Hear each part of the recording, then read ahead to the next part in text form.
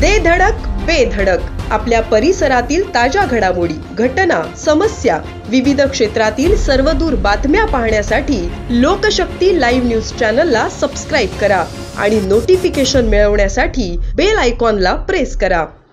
अलिबाग शहरातील कोळीवाड्यात एकाच समाजातल्या लोकांनी एका कुटुंबाला वाळीत टाकले आहे। ही वेदनादायक घटना अलिबाग कोळीवाड्यातील गणेश सत्यवान बंद्रे यांच्या कुटुंबावर ओढवली आहे। मच्छीमार व्यवसायात सातत्याने मेहनत घेतलेले हे कुटुंब आज गावकऱ्यांकडून बहिष्कृत केले गेले असून त्यांना सामाजिक कार्यक्रमापासून ते व्यावसायिक वावरापर्यंत सर्व ठिकाणी दुय्यम वागणूक दिली जात आहे। गणेश बंद्रे यांनी रायगडच्या पोलीस अधीक्षक अंचल दलाल यांच्याकडे निवेदन देऊन न्यायाची मागणी केली आहे। त्यांच्या निवेदनात त्यांनी त्यांच्या कुटुंबासोबत होणाऱ्या अन्यायाचे थरकाप उडवणारे तपशील नमूद केले आहेत।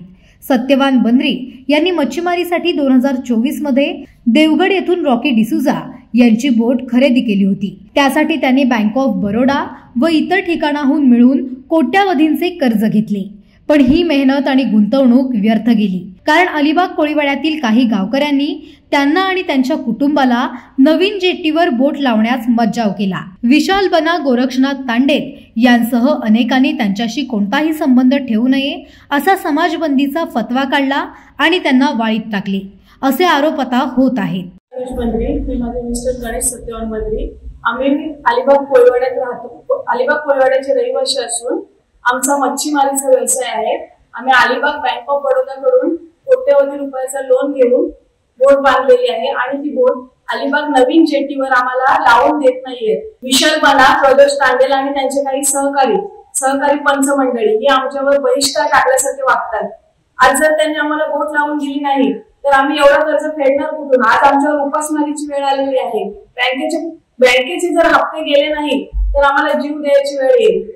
तर आम्ही पोलिसांना किंवा काही मंडळींना असं रिक्वेस्ट करते मी की त्यांनी आम्हाला न्याय मिळवून द्यावा आणि आमची बोट नवीन जेटीवर, सार्वजनिक जेटीवर लावून देण्यास आम्हाला परवानगी मिळावी ही मी विनंती करते। कालच आम्ही पोलीस स्टेशनला जाऊन एसपी मॅडमना भेटलेले आहोत, तर त्यांनी आम्हाला यांचा न्याय मिळवून देण्याचं आश्वासन दिलेलं आहे। तर त्याची चौकशी पोलीस स्टेशनला सफल चौकशी होऊन त्यांनी खरंच आम्हाला न्याय मिळवून द्यावा। लोकशक्ती लाईव्ह साठी अमोल कुमार जैन, अलिबाग। अशाच सच्चाई दर्शवणाऱ्या बातम्या पाहण्यासाठी लोकशक्ती लाईव्ह न्यूज चॅनलला लाईक करा, शेअर करा आणि सबस्क्राईब करा।